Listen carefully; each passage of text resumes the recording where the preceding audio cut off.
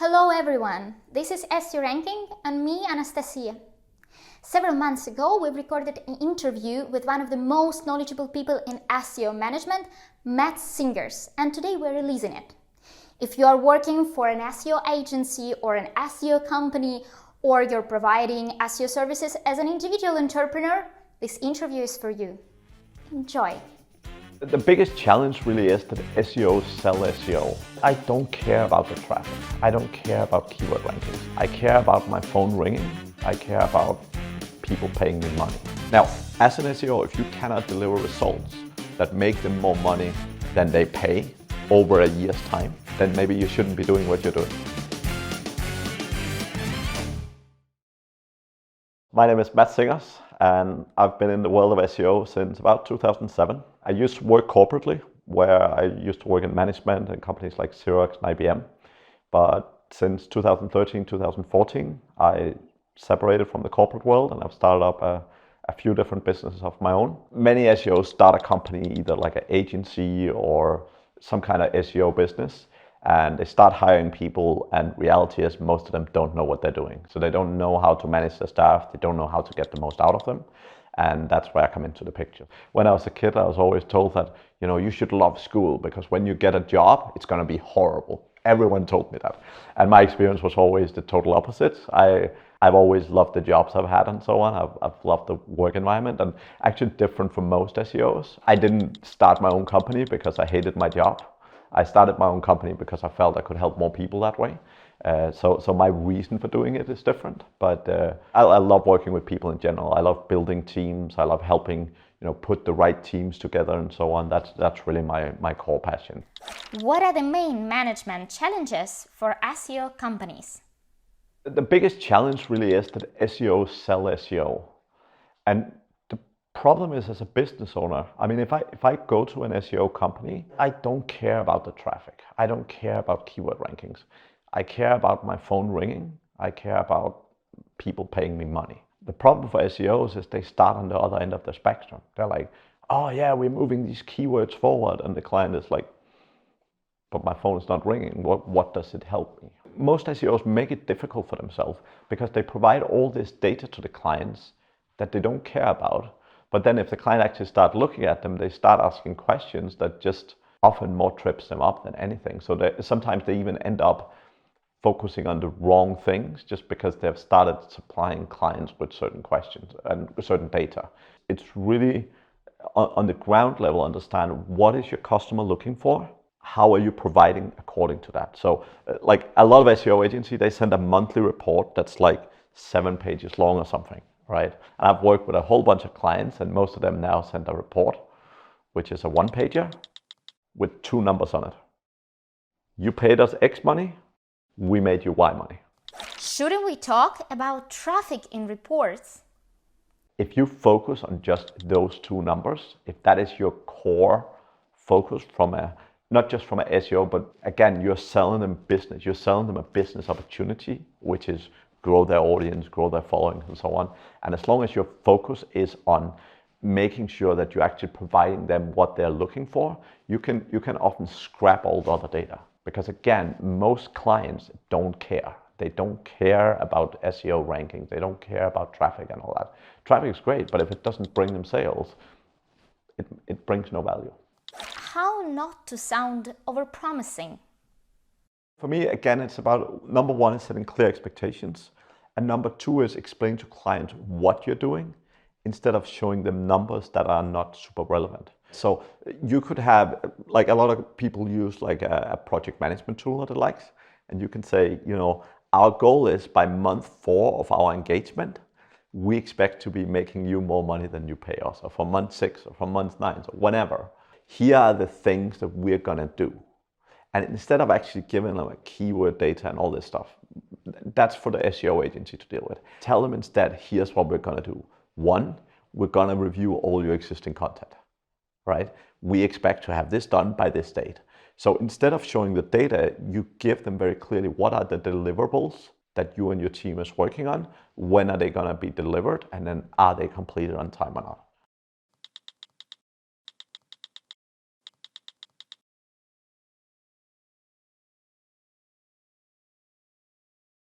Why do most SEOs keep reporting on optimization details?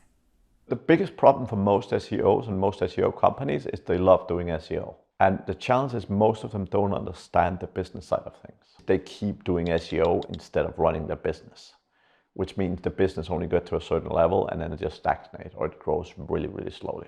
So the people I've worked with, I mean, one of the girls that spoke at this event, Victoria Altman, she works with SEO, does SEO with lawyers specifically, and she have created a huge agency in like 12 months just because she's coming at it from a business perspective, right? Yes, she also understands SEO. Yes, she's also involved in some of that, but the whole thing is, if you're just sitting doing SEO, you're not building a business.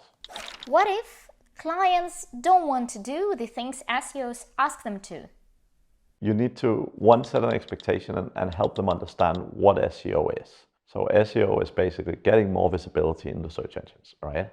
The way it happens is to make sure, one, you have content, and that content needs to be good, particularly compared to your competitors. And two, you need to manage the authority of your site. You need to make sure there's no technical issues. The best SEO agencies out there, they often start engagement by doing a solid audit. And by the way, making those audits paid is a great idea. Don't give them away for free. But they start with a solid audit, and that audit, they turn into the framework of what they're gonna do. So they do a solid paid audit. They highlight, here's these 16 things that needs done.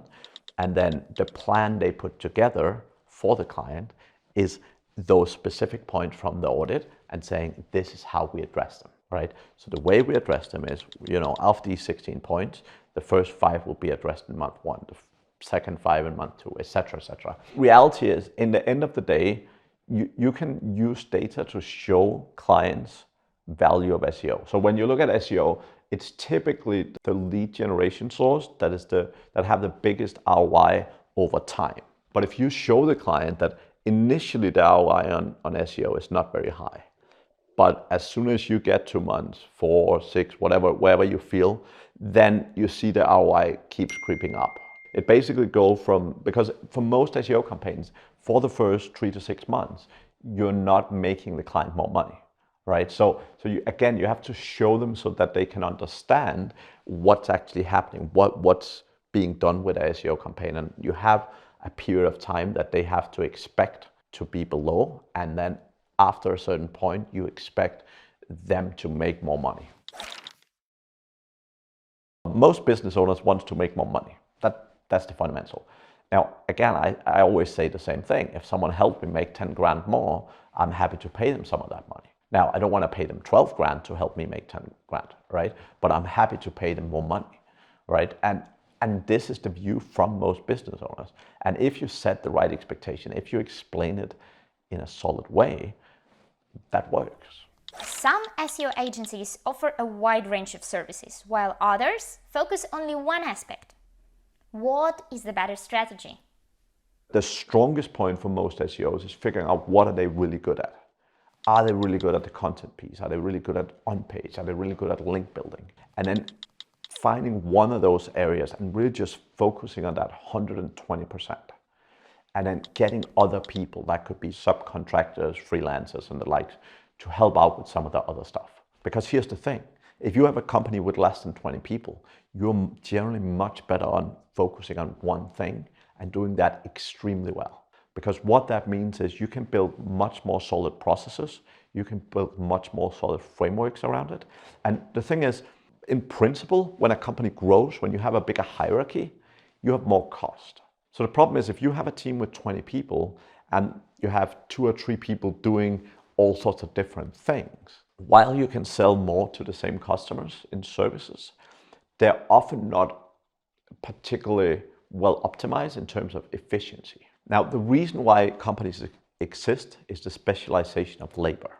And what that means specifically is that if you have one company doing one task with 20 people, you have much better opportunity to optimize and really deliver that specific thing so much easier, so much faster, and so much better. How to convince clients that they can trust you? There's a lot of scammers in the world of SEO. And when I say scammers, what I mean is there's a lot of people who don't know what they're doing, promising things they can't deliver. The key thing is, again, if you're a solid, reputable company and you can go and make some guarantees, as an example, that will generally help put people to ease, right? Now, to do that sort of thing, you probably need some solid contracts and so on, right? But again, if you can make a solid contract with a client saying you pay us $5,000 a month, if we don't make you those 60 grand extra income by the end of the year, you know, we're gonna refund you whatever you're short. If you can make a guarantee like that, you definitely make it easier for a client to be a client. But can you really guarantee anything in SEO? All SEOs always say, oh, don't give a guarantee. If you do a guarantee, you're a scammer, right? And that's because they're looking at it from a wrong perspective. They're looking at it from a perspective of, you can't guarantee that you'll be number one on that keyword. But the thing is, if you're good at SEO, you can make sure the client gets more traffic. Wow! Now, reality is most SEOs over time provides the value.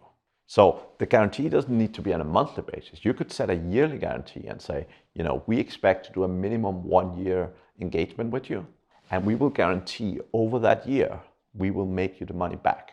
Now, as an SEO, if you cannot deliver results that make them more money than they pay over a year's time, then maybe you shouldn't be doing what you're doing.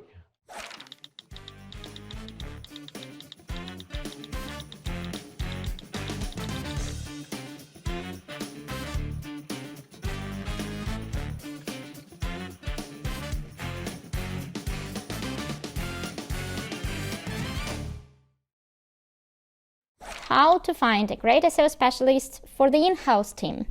So here's a secret. Most SEOs make very little money. And what I mean with that is the smartest SEOs are very good at SEO, but they're not very good at selling themselves. There's a lot of people who know a lot of stuff that are making sub 5K a month, even sub 3K a month. And if you put a relatively healthy paycheck in front of them, you will generally be able to find solid staff. So particularly for in-house roles, if you start paying somewhere between 5 to 10K, my experience is you can find great people. Do SEO specialists have to understand the business value of each action? So if you are hiring an SEO specifically, they don't necessarily need to be so business oriented. That's really your job as a manager. And your job as a manager, if you find a great SEO that is very good at SEO, but doesn't necessarily understand the business side of things, that's one of the things that you as a manager can help, one, teach them, but also help guide them through. Understanding business really comes down to priorities, right? One of the big problems many SEOs have is they have a checklist of 100 things, and they just know they do them all every time, but they don't necessarily understand what are the 3 things out of those 100 that 80-20, that makes the difference, right? And a lot of the time when you're looking at SEO from a business standpoint, it is really a question of prioritization.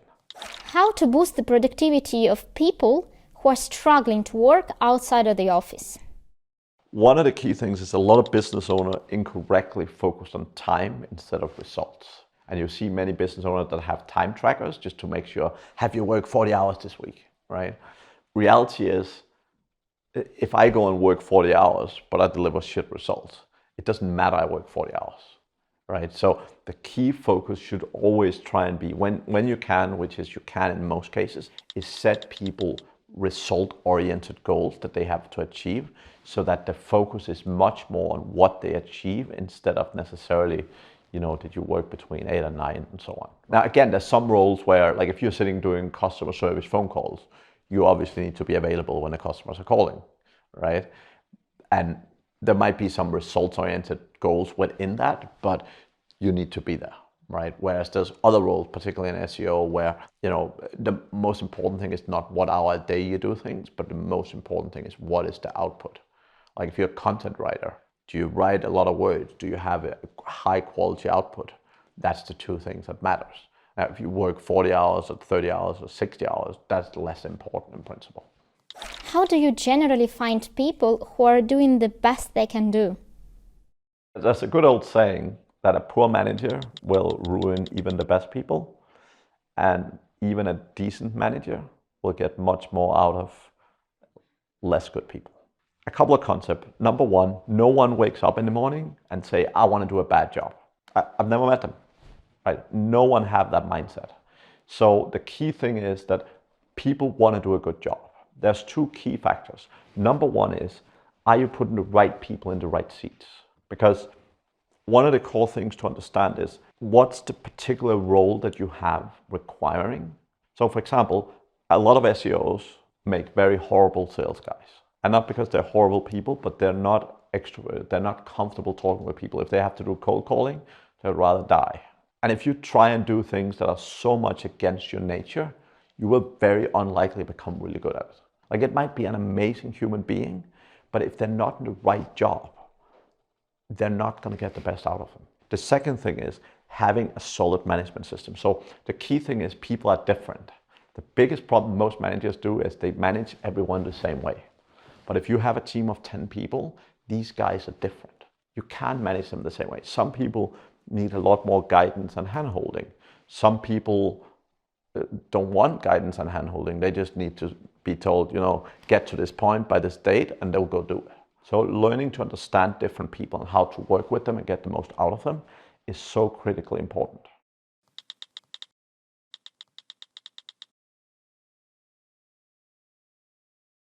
What are good questions to ask yourself to make sure you are in the right place? Right, so the first thing is, are you naturally gifted at what you're doing? So here's the thing, like SEOs, for many SEOs as an example, when they look at a spreadsheet, you don't even need to make a graph for them. When they look at the spreadsheet, it's a little bit like the matrix, they just get the data. Some people, when they look at a spreadsheet, they get dizzy. If there's 20 numbers in a spreadsheet, they're like, ooh, that's a lot of numbers. So the first question is, are you naturally gifted at what you're doing? And what that means, spreadsheets is an example, but that could be, again, if you're in a sales role, are you comfortable going talking to strangers? Like, are you comfortable saying hello to a stranger on the street? If you're not, you're gonna struggle a lot more in a sales role if it's a sales role where you're supposed to go and talk to strangers all the time. So if you are a super introvert, like let's say you're an SEO and you work in let's say you work with garden companies. Now, if you have to go to a big event with a ton of garden companies and you go there, but you're not comfortable talking to anyone, the value of you going there is non-existing. So again, are you comfortable with the sort of work that you're doing? Reality is, like, a lot of the time, even if you look back at previous jobs you've done and things like that, you can always see what are the things you really enjoyed doing and what are the things you felt not so equipped to do. Performance and good performance is such an important measure for human beings. Because here's the thing, if you perform bad at work, you will more likely go home and be unhappy. If you perform well at work, you will more likely go home and be happy. So as a business owner, when you put the wrong people when you put people into the wrong jobs, you in principle make them unhappy. And this is particularly when it comes to firing people. A lot of business owners are very reluctant to do so, even when they know they have to. But when you don't fire someone who's not doing a good job, you're actually keeping them unhappy. Now, if you listen to many, even very successful people, they would say like, oh, I had this job, I got fired, and then my life became amazing. And it's simply down to this concept of, if you get slotted into the wrong role, as human beings, we naturally are not prone to change. So if we have a job, even a job we hate, we'll often stay in it because we have it. Many people will go around all day, every day, complain about the job. And they will do very little to find a new one. So the problem is, a lot of the time you need to help people to go look for a new job by letting them go. Particularly around that aspect, learning to let go of people that are not in the right roles, or really learning to understand people and behaviors so that you know that you can help people slot into the right roles, is so important for success.